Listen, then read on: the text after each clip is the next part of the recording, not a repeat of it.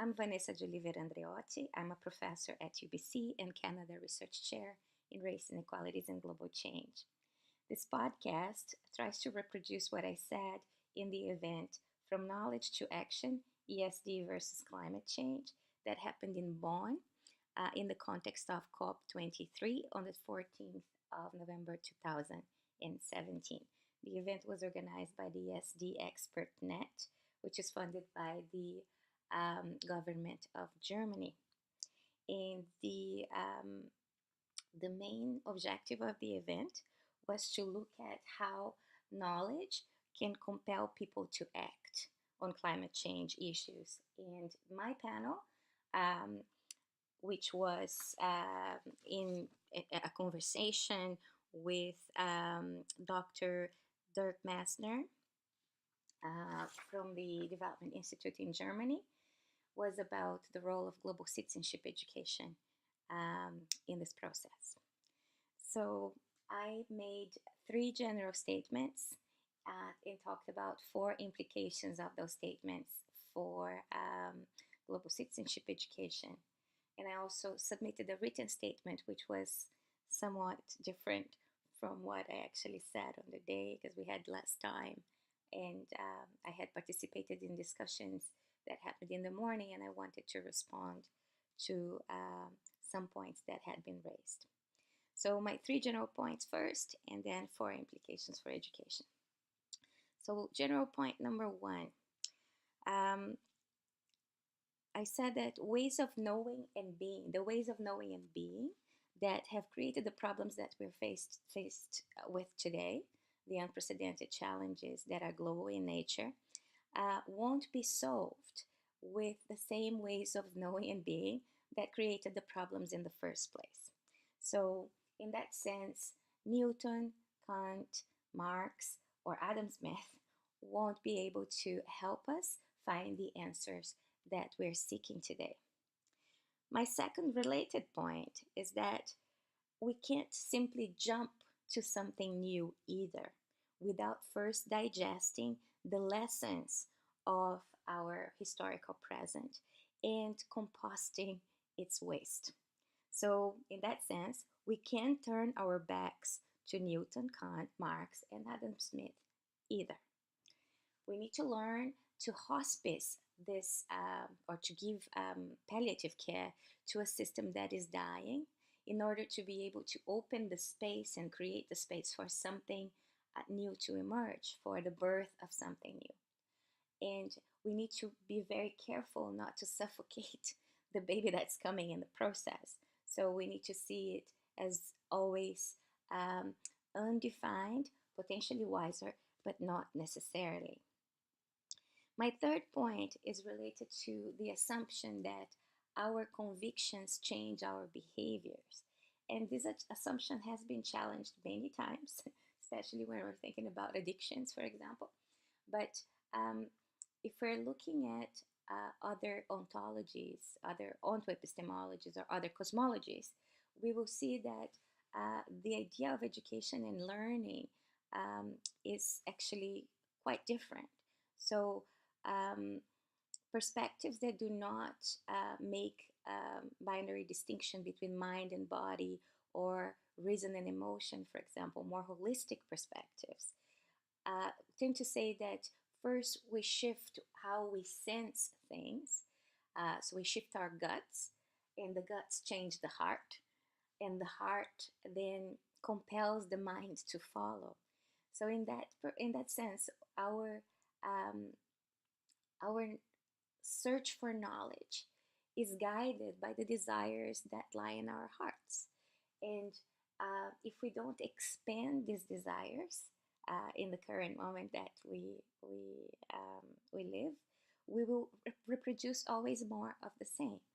So the same desires will produce the same types of knowledge that are keeping us stuck in the same ways of knowing and being. So we need to break the cycle. And in order to break the cycle, it is important to look at dissenting perspectives. And I've been working a lot with different indigenous communities recently, more so in Brazil, but also in Canada, in New Zealand, and in other places. But the message that is coming that is very important from these communities, apart from the fact that knowledge doesn't happen or behavior doesn't change top down from the head to the body, it's actually bottom up from the body to the head, is that the kind of rationality that we have adopted since the Enlightenment has numbed us to our sense of connectedness with everything. So we have been focused on the separability of humans from nature and separabilities of humans from each other, cultures from each other in a hierarchical fashion. So this separability creates biophysical problem for our bodies, because if we can't sense our interconnectedness with the planet and with each other, we will tend to isolate ourselves. And in this isolation, if this isolation is um, connected with competition, in this sense of the need for an external validation, we are we're going to be stuck in a bubble where we will feel disconnected from the world, and we get, according to this perspectives, we get sick because we're separated from each other. So from their perspective, we need to break this bubble and understand, not only with our minds but with the whole body, again, activate our sense of interwovenness with each other. And this process of reactivation is about the reactivation of a sensibility rather than cognitive understanding. And it's not an intellectual choice. So what they say is that a sensibility is not a competency, nor is it a skill or a piece of information. So we need a very different kind of education that can reactivate our sense of connection and interwovenness, of entanglement that has been severed by the kind of totalizing, all-encompassing rationality that we have invested in, right? So our relationship to knowledge actually has to change. We can't expect knowledge to explain everything, to mediate our relationships, or to fix the world into an engineered piece, or to fix ourselves. So here are the 3 points. Then I'll just repeat them again. Ways of knowing and being that have created the problems can't provide the solutions. We can't jump into the new without digesting the lessons and composting the waste of the historical present. We have to sit with the mistakes that we have been making and learn from them. Otherwise, we repeat them. So we need to learn from old mistakes in order to make new mistakes only. And 3, we need to shift our understanding of education and challenge the idea that convictions change behavior. We need to expand our idea of knowledge, expand and shift our relationship to knowledge, expand our understanding of different knowledge systems and their gifts and their limitations. And we need to orient or direct this education towards activating our sense of interconnectedness with the world, which is not a competency nor a skill. So this is the summary of my 3 general points. Now, 4 implications for education. First implication is that this direction of sensing we are part of a wider metabolism needs to be a priority. And this involves expanding our notions of temporality. The idea here is that we have an innate sense of being responsible and committed to the future of our great-great-great-grandchildren, 7 generations from now. And somehow this has been numbed or deactivated in our current lifestyle, right? Lifestyle of modern life in urban centers, and um, when we are committed to capital accumulation, property, and um, this competition for social mobility. So we need to reactivate that sense by realizing we are part of a wider metabolism that involves the planet, that involves other humans, that involves the past generations and the future generations. And in that sense, what I propose is a kind of a layered thinking about it, where, at one level there's me in this body, at another level there's me in this body, and there's you in your body. But there's a third layer where there is me in you, where I perceive myself as part of your body too, and part of a bigger body that involves both of us, and that goes the, the, the life of this body goes far beyond my lifetime, or the lifetime of this body, as part of it. And there's a fourth layer too, where there is an I in an us, or an us in an I beyond form and time. So even this metabolism is located in time and space, and there is life in a sense of self that precedes it, and that exists after even this metabolism is gone. So once we have these four layers, and we can think with these four layers aligned, I think we can work towards this reactivation of a sense that we're not separated from each other. We are entangled with each other, and we will then have a sense of responsibility, whereby our violence committed to another is also violence that we perceive as being committed to ourselves. Then the second implication for education is that we need to orient, especially global citizenship education, towards busting illusions. And here I'm talking specifically or particularly about the illusion that unending economic growth and unending consumption are going to lead to a happier and more prosperous society. So we have to start with questioning the understanding of happiness and prosperity, and realize that this orientation, this ideology, has led us to exceed the limits of the planet, and also has created a havoc in our interrelationships. So realizing the false promises of this dogma, this orientation, that has become a dogma, including at events like the COP23. You can't talk about anything, but you cannot challenge the growth ideology, right? So if we don't understand these promises as unrealistic, what happens is that when these promises become unattainable, as they are becoming, because we're exceeding the limits of the planet, when these promises become unattainable, people who are attached to these promises of happiness through consumption, social mobility, property accumulation, they perceive them as broken, perceive these promises as broken, and then they want to fix that with in whatever way. So there's a lot of resentment, there's a lot of anger, there's a lot of hate that can easily turn into ethnocidal violence.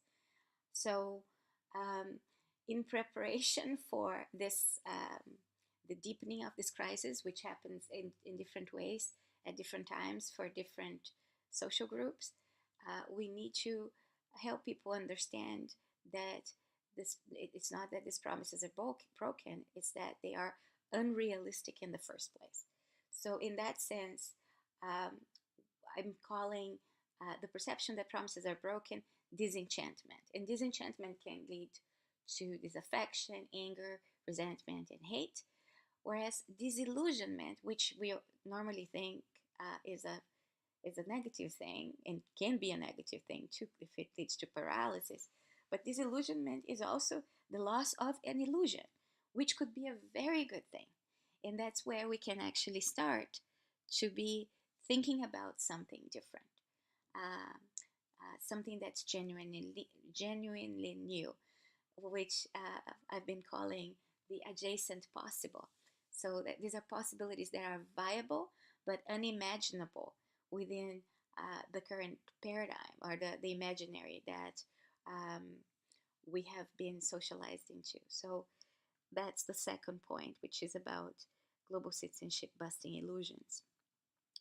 The third point, the third implication is that I believe that global citizenship need to help us dismantle or our investments in harmful things. So global citizenship should help us disinvest in harmful desires and then reinvest in collective well-being, even if it goes against our immediate self-interest, which is again very difficult because our desires for harmful things, like things that create or reproduce injustices somewhere else, like in many cases technologies that require um, expropriation and exploitation of resources in unsustainable ways.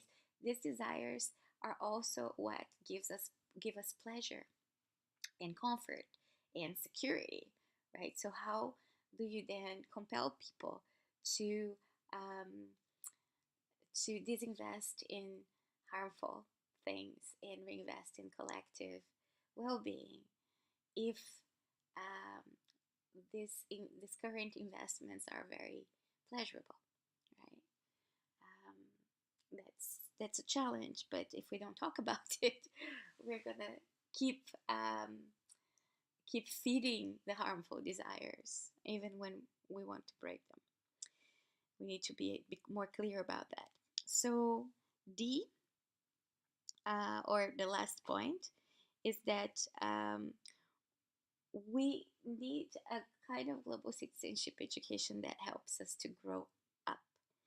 A citizenship education that doesn't infantilize us or that doesn't feed this fragility that has been created where we are overwhelmed by complexity. We can't sit with discomfort. We want the world to fit in a box, and we hold on to simplistic solutions and things that make us feel good or look good as the only possible horizons of where we want to go, right? So we need to basically grow up and get real, right? Get uncomfortable, because that's the only way to get us out of the mess that we're currently in.